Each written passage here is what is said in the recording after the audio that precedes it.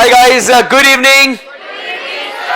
चलो तो हम लोग अभी जो करने वाले हैं एक बहुत डिटेल्ड रिवीजन किसका, चैप्टर नंबर 11।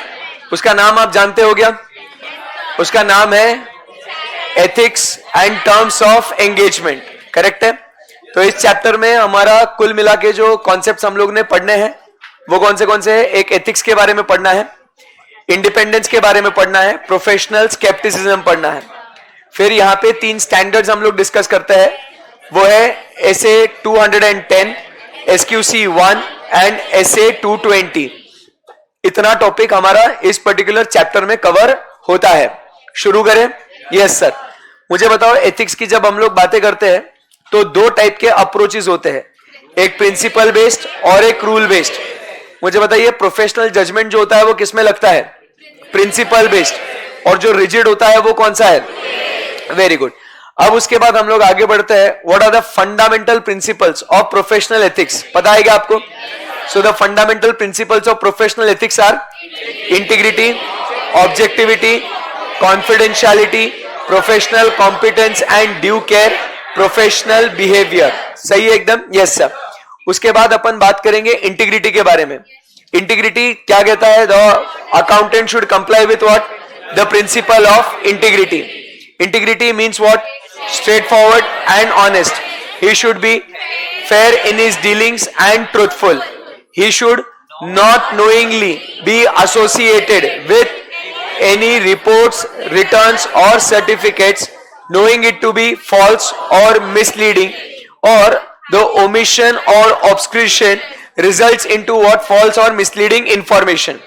ये हमारा फर्स्ट पॉइंट हो गया किसके बारे में? Integrity.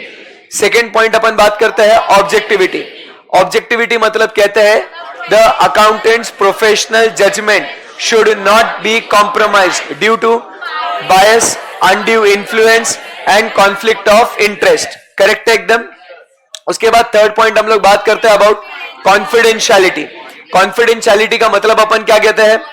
The auditor should respect the confidentiality of the information acquired as a result of professional and business relationship. वो कहते हैं it serves in the public interest and allows what? The free flow of information from the professional accountant's client or employing organization to the accountant. उसके बाद क्या कभी कभी हम लोग को इसको डिस्क्लोज भी करना पड़ता है क्या? So डिस्क्लोज कब करना पड़ता है हमें? When it is required by the law or it is permitted by the client or the employing organization, or it is the professional right or duty to do so where it is not prohibited by law. तो ये हमारी बात होगी किसके बारे में? Confidentiality. उसके बाद अपन बात करते हैं about professional competence and due care. So हम लोग क्या कहते हैं? The professional accountant should attend and maintain the professional skill and knowledge required to provide the services to ensure that the client receives the professional competent services. Clear एकदम? Yes sir. In considering with what? क्या क्या बातें ध्यान में रखना है? The professional and technical standards and legislation, and he should also act what? Diligently. Diligently का मतलब क्या होता है? He should conduct the work in carefully, thoroughly and in a timely manner. Clear एकदम? Yes sir. तो ये बात हो गई अपनी किसके बारे में? Professional competence and due care. अब लास्ट में हम लोग बात करते हैं about what? Professional behaviour. Number 1, he should comply with what? The relevant laws and regulation. And number 2, इसके अंदर क्या कहता है? He should avoid any conduct which he knows or should knows will bring what? Discredit to the profession. बराबर है। उसके बाद he should क्या कहते हैं? Not engage in any activity और क्या बोलते हैं? Occupation और employment, बराबर, जिसमें क्या होता है? Which impairs the auditor's integrity, नहीं, which impairs the integrity, objectivity and good reputation of the profession and is incompatible with the fundamental principles, बराबर, of ethics. तो ये हमारा बातचीत खत्म हो गया किसके बारे में? Fundamental principles. नेक्स्ट अभी हम लोग बात करते हैं about what the next important question is independence. Independence की अगर बात करें तो what are the two important principles, एक इंटीग्रिटी और दूसरा है independence. So let us first define what is independence. क्या कहते हैं बच्चों, what is independence? The term independence implies that the judgment of a person is not subordinate to the directions or wishes of another person who might have engaged him or to his own self interest. Very good. उसके बाद हम लोग आगे बढ़ते हैं, about rules के बारे में बात करेंगे. सो क्या रूल्स फ्रेम किए जाते हैं बराबर, and they are framed with what, certain objective. But जब ये रूल्स की बात करते हैं तो क्या कहते हैं, the rules can not create or ensure existence of independence. Why? Because independence is a condition of mind and personal character. It should not be confused with the superficial and visible standards of independence which are sometimes imposed by law. फिर ये rules की जो बात करते हैं ये क्या कहते हैं, it will be either relaxed or strengthened, but the quality of independence should remain unaltered. जम रहा है अपने को? Yes sir. Now we talk about the two interlinked principles of independence. What is it? The two interlinked principles of independence, independence of mind, independence of appearance. अब बात करेंगे what is independence of mind.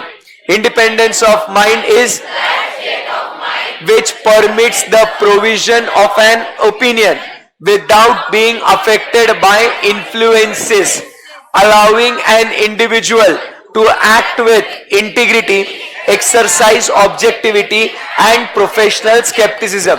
बहुत बढ़िया, जम रहा है अपने को. अब बात करेंगे किसके बारे में, इंडिपेंडेंस ऑफ अपीयरेंस. तो क्या कहता है, the avoidance of the facts and circumstances are so significant that the third party could reasonably conclude that the auditor's integrity, objectivity and professional skepticism has been compromised. जम रहा है अपने को? मुझे बताइए, auditor should not only be and appear to be independent. ये सारी independence की रिक्वायरमेंट कब सेटिस्फाई करनी चाहिए? Before accepting the work. And you should also comply with the code of ethics given by ICAI. क्या यहां पे आपका इंडिपेंडेंस का डेफिनेशन, मीनिंग सब कुछ खत्म हो गया? अब यहां से आगे बढ़ते हैं. मुझे बताइए क्या अलग अलग थ्रेट्स है बराबर. तो what are the different threats to auditor's independence? पहले 5 बातें बोल देंगे. Self interest threats, self review threats, advocacy threats, familiarity threat and intimidation threat. कितना मजा आ रहा है आपको बोलने के लिए. अब बातें करते हैं किसके बारे में बच्चों, self interest threats. So self interest मतलब क्या कहेंगे, when the audit firm or his partner or associate could benefit from a financial interest in the audit client, इसको अपन क्या कहेंगे, सेल्फ इंटरेस्ट थ्रेट. जम रहा है अपने को? अब इसके अपने को मात्र एग्जांपल लिखने 6. तो वो कौन से है? नंबर 1, डायरेक्ट फाइनेंशियल इंटरेस्ट और materially significant indirect financial interest. बहुत खूब. सेकेंड पॉइंट, लोन और गारंटी टू और from the concern client. Correct है. Number 3, close business relationship. वापस बोलो, क्लोज बिजनेस रिलेशनशिप. अब अगले 2 पॉइंट फीस के बारे में बात करेंगे. Undue dependence on fees and contingent fees. And last में potential employment with the client. Very good. अब यहां से आगे बढ़ते हैं. Next we talk about is self review threat. Self review threat मतलब क्या कहता है, when a professional accountant is called upon to review a judgment or conclusion reached in a previous audit or non-audit engagement. और अब इसका दूसरा point वो क्या कहता है, when a member of audit team बराबर was a senior employee or director of the client. तो इसको अपन क्या कहेंगे, सेल्फ रिव्यू थ्रेट. अब इसमें क्या होता है, what is non audit services other than audit, इसको अपन क्या कहेंगे, नॉन ऑडिट सर्विसेज. और यही 2 पॉइंट वापस से आपको एग्जांपल्स के तौर पे लिख के आना है. क्या यहां पे आपको सेल्फ रिव्यू थ्रेट जम गया? अब थर्ड अपन बात करते हैं familiarity threat. The client advocacy threat. Advocacy threat में क्या कहते हैं, द ऑडिटर प्रमोट्स और is perceived to promote what, the opinion of the client. किस हद तक? To a point where the third party may believe that is objectivity is compromised. Clear है एकदम. अब इसमें एग्जाम्पल लिखना है कि when he is advocate in dealings with the shares or securities or dealing with the litigation, बराबर है, and he is promoting the client's opinion, बराबर, he is championing or backing the client's opinion to a point where the people may believe that he is not acting objectively. सही जा रहे हैं अपन. उसके बाद बच्चों आगे बढ़ते हैं. and next we talk about is self familiarity threat. बोलो familiarity threat. when the auditor develops a relationship with the client and he ends up becoming what? sympathetic. बराबर है. अब इसके एग्जाम्पल्स लिखने अपने को. नंबर 1 एग्जाम्पल तो क्लोज क्या कहते हैं? Relative working in the client, बराबर है. फॉर्मर पार्टनर, बराबर, एक्टिंग एज अ डायरेक्टर और एम्प्लॉय, बराबर है. तीसरा long standing association. And last में हम लोग कहते हैं कि सिग्निफिकेंट गिफ्ट्स और hospitality if you are accepting. तो this is an example of what? Familiarity threat. अब यहां से लास्ट में अपन चलते हैं और बात करते हैं about what? Intimidation threat. Intimidation threat मतलब क्या कहते हैं? The auditor is deterred from acting objectively. Correct है एकदम? Yes sir. अब इसके एग्जांपल्स अपने को लिखने हैं. नंबर 1 थ्रेट ऑफ रिप्लेसमेंट, बराबर है. तो due to arguments about application of accounting principles. Number 2 disproportionately reducing the audit work in response to the audit fees. and last में अपन कहते हैं threat of litigation. so ये सारे जो examples है ये किसके हो गए बच्चों? intimidation threat. जम गया. अब यहां से आगे बढ़ते हैं. मुझे बताइए क्या सेफगार्ड लगाना जरूरी है क्या? अगर आपको कुछ थ्रेट्स नजर आते हैं दोस्तों तो हम क्या करेंगे? थ्रेट्स अगर नजर आते हैं तो पहले तो अपन क्या बोल रहे हैं? The auditor should be and appear to be independent to all the reasonable persons. Correct है? तो he should before accepting the work should conscientiously, बराबर, check whether threats to independence exist. if the threats to independence exist, he should eliminate or he should desist or take appropriate action to eliminate or reduce it to an acceptable level by applying safeguards.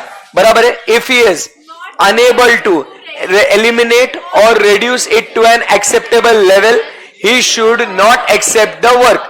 Clear है एकदम? Yes sir. क्या यहां से हम लोग आगे बढ़ सकते हैं क्या? कौन सा पॉइंट अपना खत्म हो गया? इंडिपेंडेंस वाला पॉइंट खत्म हो चुका है. अब नेक्स्ट चलते हैं अपना favourite, professional scepticism. Professional scepticism मतलब क्या है? Professional scepticism, the attitude of questioning mind. The auditor should be alert for the circumstances that may indicate potential or possible misstatement due to error or fraud and critical assessment of audit evidence. Clear ekdam? The auditor should remain alert forever. The attitude of questioning mind refers to challenging the situations in the light of available evidence. Correct hai? The auditor should maintain professional skepticism in planning and performing for the circumstances that may indicate that financial statements may be materially misstated. अब इसमें अपन को examples चाहिए. Professional skepticism कब कब आप alert रहोगे? So number 1, when the evidence contradicts with one another, बराबर. Second, information that brings into question the reliability of the documents and response to inquiries will be used as audit evidence. Number 3, conditions that may indicate possible frauds and the procedures required by the essays. उसके बाद professional scepticism reduces the risk of 3 things. कौन से? Overlooking unusual transactions, over generalizing judgments or conclusions, and inappropriate assumptions about nature, timing and extent of audit procedures and evaluating the results thereof. Correct है? क्या हमें professional scepticism critical assessment के लिए use होगा? Sufficient appropriate audit evidence obtain करने के लिए, बराबर है, और इन्वेस्टिगेशन करने के लिए. The auditor should not disregard that क्या बोलते हैं उसको, integrity and honesty of the client. He should maintain what? Professional scepticism. भले ही वो लोग ऑनेस्ट हो, ईमानदार हो, आपने आपका प्रोफेशनल स्केप्टिसिज्म मेंटेन करना चाहिए। The auditor should maintain his professional scepticism. क्या ये पॉइंट अपना खत्म हो चुका है? कॉन्फिडेंस आ रहा है यहां पे? Very good. अब यहां से चलते हैं नेक्स्ट पॉइंट, आपका फेवरेट, एसे नंबर 210। तुम दोनों ने एक बात पे जीरो इन करना चाहिए, that is we talk about is agreeing the terms of engagement. Clear है एकदम? Yes sir. अब जब हम लोग बात करते हैं agreeing the terms of engagement की, तो सबसे पहले हमने क्या देखना है? Preconditions for audit, and उसके बाद agreeing the terms of engagement. अब प्री कंडीशंस फॉर ऑडिट की अगर हम लोग बातचीत करें दोस्तों, तो इसके अंदर दो प्री कंडीशंस है। वो कौन से दो प्री कंडीशंस है? Use by management of what? Acceptable financial reporting framework, and number 2 agreement with whom? Management, and where appropriate those charged with governance the premise on which the audit is conducted। बहुत खूब, बहुत अच्छा बोल रहे हो आप लोग। उसके बाद we need to determine, मतलब we need to establish कि प्री कंडीशंस फॉर ऑडिट है या नहीं। तो कैसे चेक करेंगे?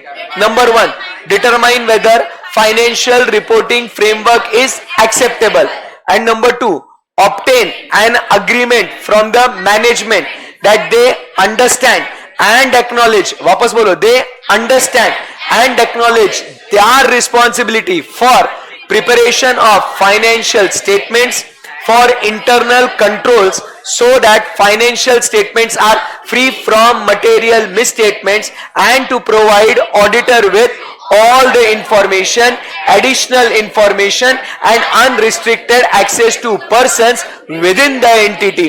करेक्ट है एकदम? Yes sir. अब अगर ये सब बातें हैं तो we will agree the terms of engagement, but अगर ये बातें नहीं है तो auditor shall not accept the work. If preconditions for audit are not present, the auditor will not accept the work। क्या ये बात आपको समझ में आ गई? उसके बाद दोस्तों हम लोग आगे बढ़ते हैं। नेक्स्ट पॉइंट हम लोग क्या कहेंगे? अगर हम लोग अग्री कर रहे हैं टर्म्स ऑफ एंगेजमेंट को, तो it will be in the form of engagement letter, it will be reduced in writing to avoid any misunderstanding or confusion, it will be sent by whom to whom? Auditor to the client। And मुझे बताइए इसके contents क्या क्या होंगे? What are the contents of engagement letter? Objective and scope, responsibilities of auditor, responsibilities of management. उसके बाद identification of acceptable financial reporting framework and the expected form and content of audit report and the circumstances that the expected form and content may differ। बराबर के नहीं? Yes sir. From the expected, यहां से आगे बढ़ सकते हैं हम लोग। अब मुझे बताइए कि आपके ऑडिट एक्सेप्ट करने के पहले ही आपके ऊपर लिमिटेशन लगाया जाए, और वो लिमिटेशन का नतीजा ये है कि you are suppose to give a disclaimer of an opinion. तो ऐसे केस में हमने क्या करना चाहिए? The auditor should not accept such limited engagement. जम रहा है अपने को? ओके, अब एक्सेप्ट करने के बाद देयर इज अ लिमिटेशन, बराबर के नहीं? और you are asked to change the engagement which provides the lower level of assurance.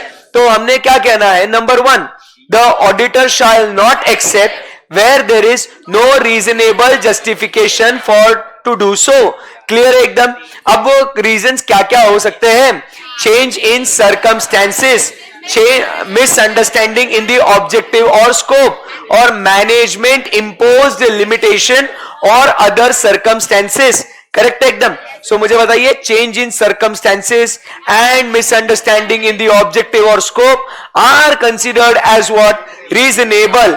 In contrast to this, if the auditor is provided with incorrect information, incomplete information, or the information which is rather unsatisfactory, they are not considered as reasonable। Clear एकदम? अगर हम लोग को बोला जाता है कि let us change the terms of engagement, तो अगर ऑडिटर को रीजनेबल लगता है तो उसके पहले, वो सारी बातों के पहले एक बात बहुत इंपॉर्टेंट है। Before accepting he should consider what? His professional and legal responsibility. बोलो क्या चेक करना है उसने? Professional and legal responsibility. बहुत अच्छा। उसके बाद मुझे बताइए, can the auditor use the audit work performed in the other engagement to the one that provides a lower level of assurance?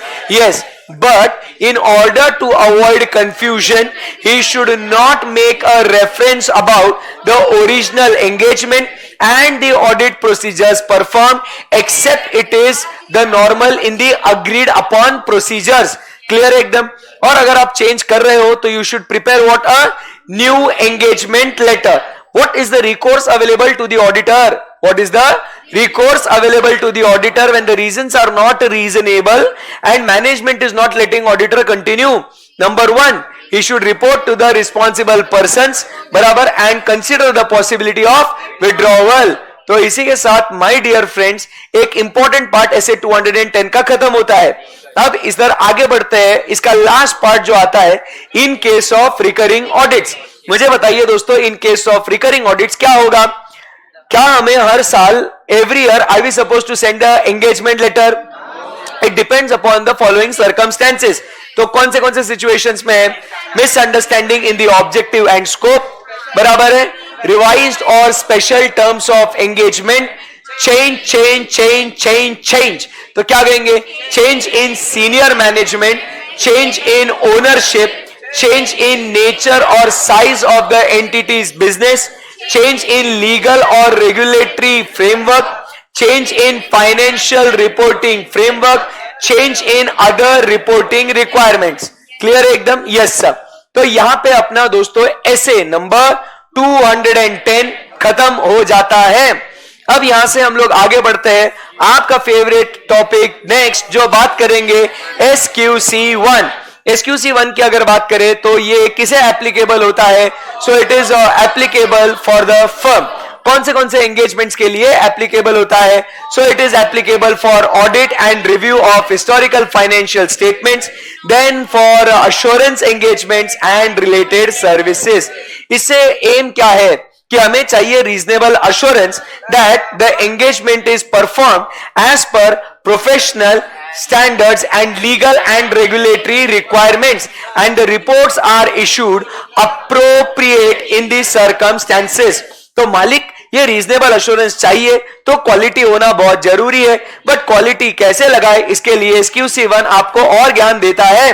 वो टॉपिक क्या है अपना? Elements of system of quality control. जरा बोलेंगे वापस एक बार, elements of system of quality control. इसके अंदर कुल मिला के कितने पॉइंट्स? 6। कौन से? Leadership responsibility, ethical requirements, acceptance and continuance of client relationship and specific engagement, human resources, engagement performance and monitoring. बहुत बढ़िया। उसके बाद अपन बात करेंगे, चलिए, लीडरशिप रिस्पॉन्सिबिलिटी की। तो हम लोग क्या कहते हैं? We should maintain what? An internal culture with the recognition that quality is essential, with the recognition that quality is essential. सही है एकदम? Yes sir. उसके बाद अपन क्या कहते हैं? The managing partner or the chief executive officer shall assume ultimate responsibility for quality of work. बराबर के? They should set an example that will encourage high quality of audit work. बराबर के नहीं? बराबर, that will encourage inner culture for high quality of audit work. बराबर के नहीं? And the operational responsibilities assigned to the persons by managing partner and chief executive officer should have the necessary, sufficient and appropriate authority, ability and experience for the responsibility. ये अपना first point खत्म हो गया यहाँ पे leadership responsibility का। Second point हम लोग बात करते हैं किसके बारे में? Ethical requirements. एथिकल रिक्वायरमेंट्स में दो बातें हम लोग करते हैं, एक एथिकल रिक्वायरमेंट्स एंड दूसरा इंडिपेंडेंस। तो we should comply with what? The ethical requirements given by the code of ethics issued by ICAI. The code of ethics issues the fundamental principles that includes integrity, objectivity, confidentiality, professional competence and due care, professional behavior. We should also maintain independence. Independence के लिए we should have policies and procedures that include, number one, communicate the independence requirement. Then number 2, identify and evaluate the circumstances or relationships that create threats to independence. बराबर है कि नहीं? And then take what? Appropriate action to eliminate or to reduce to an acceptable low level by applying safeguards or withdraw if withdrawal is possible. Correct है? Then there should exist a mechanism where the engagement partner informs the firm about the client engagement and the engagement team promptly notifies about the circumstances or relationship that creates threats to independence. All the breaches should be promptly notified by the engagement team members. Correct? And at least annually, that is once in a year, we should obtain written confirmation from the engagement team about compliance with the independence requirement. Second point अपना यहां पे दोस्तों खत्म होता है. Let's go ahead and talk about the third point. Third point क्या है अपना? acceptance and continuance of client relationship. So, and specific engagement. We should acquire vital information. अरे बोलो, we should acquire vital information. That is integrity of the client, competence of the team, engagement team to perform the engagement, including time and resources, and compliance with the ethical requirement. Such information should be obtained before accepting the engagement from a new client, continuing the engagement with the existing client, or accepting the new engagement with the existing client. And now we talk about is how to establish the integrity of the client. So we talk about is the reputation, their attitude, the business practices, the money laundering and other criminal activities. Then we talk about is the reduction in the fees. Then we talk about limitation on the scope of work, and last point, reasons for non-appointment of the predecessor or previous auditor. If the issues have been identified and still we accept and continue with the engagement, we should document how these issues were resolved. If the information is known to the auditor, बराबर, had that would have caused him to decline the engagement, had that information available to him earlier, so he should discuss it with the other partners in the firm. है उसमें point. And then he should consider the possibility of withdrawal. क्या हम लोग यहां से आगे बढ़ सकते हैं? अब यहां पे एक्सेप्ट करने के बाद हमें बाराती चाहिए. मतलब कौन चाहिए? Human resources. रिश्ता पक्का हो चुका है, अब चाहिए ह्यूमन रिसोर्सेस. उनमें होनी चाहिए 3 बातें. They should be competent, capable and committed to the ethical requirement and perform as per professional standards and legal and regulatory requirements and issue report which is appropriate in these circumstances. इसके लिए हमें चाहिए policies and procedures that include recruitment, training, क्या बोलते career development, क्या बोलते उसको career development, performance evaluation, ये सारे पॉइंट उसके अंदर आते हैं. क्लियर है एकदम? Yes sir. एंड उसके बाद हम लोग आगे बढ़ते हैं. Now we talk about is the engagement performance. Engagement performance की बात करेंगे तो अब यहां पे बात होगी कि there should be consistence in the quality of engagement performance. By what? Number 1, direction, supervision, review of the engagement teams work. बराबर है. फिर उसके बाद क्या कहना है? There should be audit, documentation. बोलो हाय या ना? तो ये सब उनके काम में होना चाहिए. Second we talk about is the consultation. Consultation on which matters, difficult or contentious matters, should be sought within the firm at an appropriate level or outside the firm.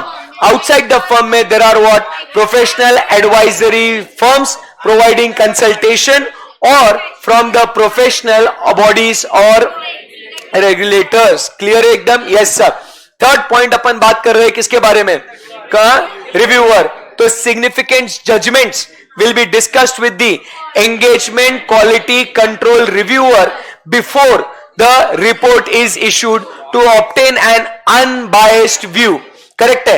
The review, the extent of review depends upon the complexity and the risk that the report might not be appropriate in the circumstances. Correct एकदम? Yes sir. उसके बाद अपन आगे बढ़ते हैं. Next point क्या कहता है? Difference of opinion. नहीं, डिफरेंस ऑफ ओपिनियन के पहले नेक्स्ट पॉइंट इसका रिव्यू का. It is mandatory in case of listed companies और लिस्टेड एंटिटीज. क्लियर है एकदम? अब नेक्स्ट पॉइंट अपन बात करेंगे. Difference of opinion between what? The parties who are consulted and the reviewer. So this difference of opinion should be resolved before the report is issued as per the firm's policies and procedures, which include consulting a firm outside the entity. Clear ekdam? That is another practitioner or professional bodies or regulators. Clear ekdam? And last में अब हम बात करेंगे किसके बारे में? Assembly of final audit file should be done on timely basis. The timely basis is what? 60 days after the date of auditor's report, and the retention period is of 7 years from the date of auditor's report. It is the property of the auditor. Can he make portions or extracts at his discretion, make it available to the client? Clear एकदम? इसी के साथ मेरे प्यारे बच्चों खत्म होता है अपना कौन सा? SQC1. अब चलते हैं लास्ट वाला जो स्टैंडर्ड है इस पर्टिकुलर चैप्टर के अंदर, जो है एसे नंबर 220, जिसके अंदर हम लोग कहते हैं मॉनिटरिंग रहेगा ना, हर बार यही रहता है अपना. ओके, अब बात कर रहे हैं मॉनिटरिंग. तो मॉनिटरिंग में क्या कहता है? The policies and procedures for the system of quality control should be relevant, adequate, operating effectively and complied with in practice. अब चलते हैं हम लोग किसके बारे में? एसे नंबर 220 के बारे में बात करेंगे. अरे बोलो बच्चों, एसे नंबर 220 नाम क्या है उसका? Quality in audit of financial statements. So the audit should be conducted in accordance with the professional standards, legal and regulatory requirements. बराबर. And the audit reports should be issued appropriate in these circumstances. तो अब बच्चों इसके भी elements के बारे में हम लोग बातचीत करेंगे. पहला पॉइंट हम लोग बात करेंगे about what? The leadership responsibility. The engagement partner is responsible for overall quality for each audit engagement, and the appropriate messages communicated to the engagement team shall emphasize the importance of quality, and quality is essential. बराबर के नहीं? तो importance of quality कैसे दिख के आएगा बच्चों? Perform, comply, issue, raise concerns. थक गए क्या? बोलो अच्छे से. Perform, comply, issue, raise concerns. और एक बार, परफॉर्म, कंप्लाई, इशू. परफॉर्म कैसे करना चाहिए? As per professional standards, legal and regulatory requirements. Issue audit report appropriate in this circumstances, comply with firm's policies and procedures, and raise concerns without fear of reprisals. Clear एकदम? उसके बाद second point अपन बात कर रहे हैं about what? Ethical requirements. Relevant ethical requirements में हमने बस क्या करना है? आइडेंटिफाई. इंडिपेंडेंस की बात कर रहे हैं, so we will identify the threats, बराबर, that create threats to independence for which safeguards may not be able to reduce or eliminate them. Clear एकदम? And therefore second point क्या करना है अपने को? We will report it to the others in the firm and take appropriate action. Clear एकदम? Yes sir. उसके बाद try to eliminate और क्या बोलते हैं उसको? Withdraw from the engagement. तो second point तो काफी easy. थर्ड पॉइंट अपन बात कर रहे हैं about what? Acceptance and continuance of client relationship and audit engagement. So इसमें हम लोग कौन सी इंफॉर्मेशन ऑब्टेन करेंगे? सो हम लोग इंफॉर्मेशन ऑब्टेन करेंगे about what? Integrity of the client, बराबर है. फिर उसके बाद competence of the engagement team to perform the engagement including time and resources, compliance with ethical requirements and significant matters in the current or previous relationship that might have implication on the acceptance and whether the conclusions reached are appropriate. Clear एकदम? उसके बाद हम लोग बात करेंगे about what? Assignment of engagement team. So we should select the engagement team with appropriate competence and capabilities and assign the work to them. and they should perform as per professional standards, legal and regulatory requirements. Now we talk about is the second last point, that is engagement performance. So engagement performance में the engagement partner should do what? Direct and supervise the work of engagement team. Correct है कि नहीं? And comply with the क्या बोलते हैं professional standards, बराबर comply with the professional standards and then review the work and whether they have obtained sufficient and appropriate audit evidence. First point हो गया. Second आपका favourite, consultation on what? Difficult and contentious matter within और outside the firm. Third बोलो, engagement of quality control reviewer. So we have to determine whether reviewer has been appointed, discuss the significant matters and not date the audit report before review is completed. Correct एकदम? Yes sir. उसमें हम लोग कहते हैं it is again mandatory for listed entities. उसके बाद there will be what? Difference of opinion between the party who is consulted and the reviewer. बराबर के नहीं, and it will be resolve as per the firm's policies and procedures. उसके बाद हम लोग आगे बढ़ते हैं. यहाँ पे डॉक्यूमेंटेशन का कोई पॉइंट नहीं है क्योंकि ये आता है ऐसे नंबर 230 के अंदर. एंड लास्ट पॉइंट अपन बात कर रहे हैं अबाउट मॉनिटरिंग. सो मॉनिटरिंग में हम लोग क्या कह रहे हैं? दैट द सिस्टम्स, बराबर policies and procedures for system of quality control are relevant, adequate and operating effectively. Correct एकदम. और इन सारी बातों का डॉक्यूमेंटेशन करना है. कंसल्टेशन का, एक्सेप्टेंस एंड कंटिन्यूएंस का, इंडिपेंडेंस का एंड डिफरेंस ऑफ ओपिनियन आपने कैसे रिजॉल्व किया उसका. इसी के साथ साथ my dear friends we complete with chapter number 11. Yes हो गया.